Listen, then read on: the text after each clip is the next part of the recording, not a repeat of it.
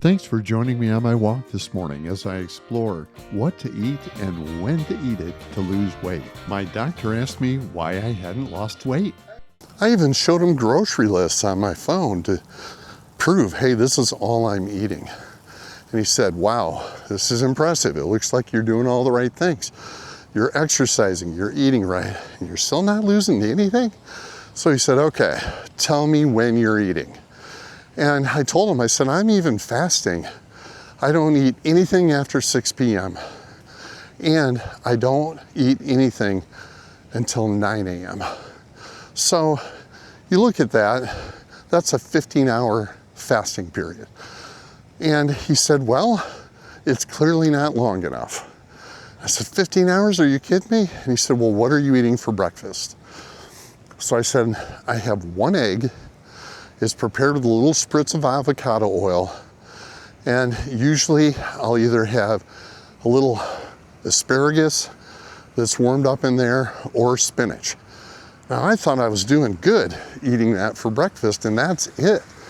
But it turns out that the asparagus and the spinach are very high in purines. The purines turn into little things that they look like little COVID cells with the spikes that are sharp, thousands of them. And where do they settle in your bloodstream? Usually in your feet. So you get all of that irritation, and they call it gout. Now with gout, it's very painful to walk. You get swelling. It's not something you want. So here I was eating a lot of turkey for my protein, which is high in purines. I was eating vegetables like spinach or asparagus, that's high in purines. And I was making the mistake of having one egg. And the doctor said, well, first of all, you probably shouldn't eat breakfast, and you definitely don't want to eat foods that are high in purines. Or if you do, just have a very little bit, maybe once a week. And here I was getting a constant diet of it because I thought I was being healthy. So, cut out the turkey, made sure I was eating chicken. I only eat beef once a week, and never when I have to take the shot, because it does make me nauseous and then I have trouble sleeping. But, you know, halfway through the week, I can have one meal of about 4 ounces of beef, and I feel okay because it doesn't hit me the way it would if I tried to do it on a day where I took the shot. But the key of the timing is interesting, because he said that I needed to go from fasting to the warrior fast. Of course, warrior sounds, ooh, I'm tough, I'm good. Yeah, it's tough, because essentially what you're doing is fasting for, instead of 14 or 15 hours, you're fasting for 17 or 18 hours. And what that means is you're gonna have to give up one meal. Usually breakfast, which is the lowest calorie meal, is the one that goes. And for me, that's the one that did, which was not really pleasant, because breakfast was always my favorite meal of the day, even if I was only eating one egg with a little vegetable, and that was pretty much it. So I did go to the warrior fast. I don't eat until 11 a.m. and then I don't eat after 6 p.m. And when I do eat on that plan, I have high protein, good carbohydrates like salads, very low sugar, limited fruits, and I have a protein snack like nuts or a very low sugar, keto-friendly protein bar. And that seems to get me through. Now I can tell you, by switching to that warrior fast, all of a sudden my weight loss started to continue to drop, very slowly but surely. But if I varied it at all, like had an egg or had another snack or had anything unusual, boom, the weight loss would stop for 2 or 3 days. So you just want to stick with it. Now, one thing that I do, and again, you want to consult with a physician on any plan, whether it's diet or medication or other health-related things. But for me, what worked is 6 days a week, I warrior fast. And then 1 day a week, I treat myself with my wife. We go out to breakfast to our favorite little breakfast cafe, and we split an Eggs Benedict. We split a side of bacon with avocado, and I do eat breakfast on Saturday mornings. That's enough for me to look forward to it. And then that's the big treat. I'm not changing any other diet or snacking or eating what I want on Saturdays. It's just that I'm eating a healthy breakfast that 1 day a week. That's just enough to keep my metabolism fired up and to keep the weight loss moving. So that's secret number 2, eating right. And eating right is all about what you eat and when you eat. Now, you don't want to get into a situation where you start snacking just a little bit under 40 or 50 calories, thinking, I won't break my fast. Well, you're still putting some calories into your body, and you're risking all the progress you've made up until that point. Just be a warrior, power through for a few more hours, and you'll continue the slow, gradual weight loss. Now, one thing that really helped me stay regular, Psyllium Husk. Now, I tried Psyllium Husk, which is a raw form, and I felt like I was trying to drink oatmeal. It wasn't pleasant to me. So I tried Psyllium powder, and the powder I would put in a tumbler, fill it halfway up with some crushed ice, because the ice helps kill the taste. It's pretty bland, but it's not a treat. There's no flavor to it. Put in 1 teaspoon of the Psyllium powder, and stir it up real good and just chug it down. I look at it that it was part of the medicine that I had to take every day. It takes a little bit of the edge off the warrior fast because it puts something in your body that helps you get through those warrior periods of 9 to about 11. For me, it helps me get through because I don't feel so empty. It fills up my stomach a little bit, and it's good for the entire digestion system. Try the Psyllium powder. There's lots of good organic versions that you can get in your local drugstore, grocery store, or through Amazon, and it's easy to use. Boy, it's a beautiful walk this morning.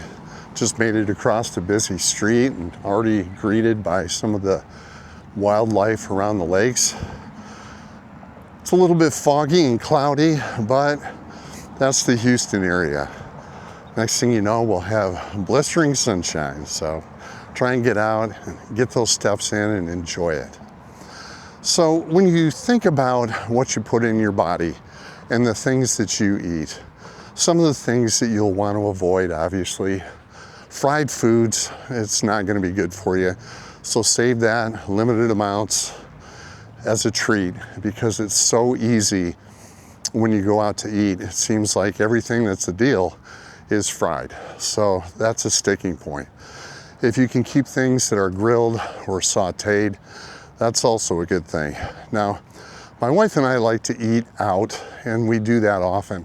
But you really have to be kind of careful of that, because some of the things that they use to make things taste good in the restaurant is sugar or saturated fats. Here are some examples of great products that are very low in sugar and great substitutes for those loaded with sugar. How about this? Heinz no sugar added ketchup. Take a look at the label. You're looking for less than 2 grams. This is a winner with less than 1 gram of sugar. Baby Ray's no sugar added original barbecue sauce. Look at the label. Less than 1 gram of sugars. How about this for a healthy meal? Rao's chicken noodle soup. Sounds good, is it? Yes, less than 1 gram of total sugars. If you're a coffee drinker, this is a great creamer, and it's also very healthy. Just look at the label. 0 grams of sugar and only 10 calories. And how about some sweetness to all that water you're drinking? Can we drink this? Why, yes, we can. 0 grams of sugar and 0 calories. For me, once I started doing the warrior fast and making sure I was getting enough protein in, and that's key because the easiest thing to lose is muscle mass. So you need to exercise those areas so you don't lose muscle mass. But the protein, if you're craving it, it's because your body needs it, and it's okay to eat it. Now, the other thing is seeing your doctor probably more than you're used to. I know for me, getting me in sometimes for an annual checkup was rough. Doctor really had to stay after me to keep those appointments. But being able to take measurements of your progress and where there are areas of need is pretty important. I found that I was getting very low energy. Couldn't really figure out why. And it turns out that one of the things that I was taking to help with the nausea from the trizipatide also depletes your body of vitamin B12, which your body needs. So just a simple thing like that. I stopped taking the nausea prevention medicine because I was doing okay. And I started taking, under the doctor's recommendation, a B12 vitamin every day. And then went in for blood work to make sure that those levels were better.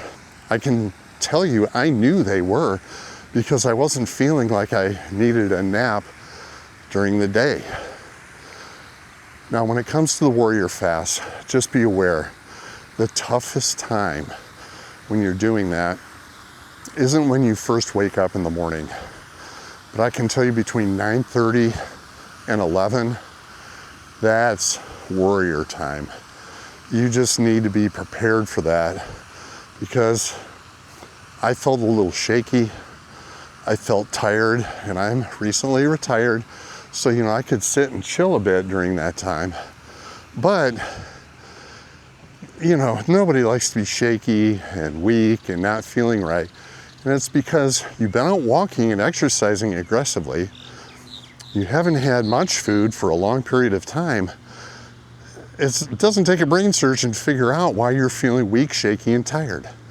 And if you can just warrior through it, power through it, you can eat at 11 o'clock, break the fast responsibly at that point, and it's gonna feel like you've got a shot of morphine.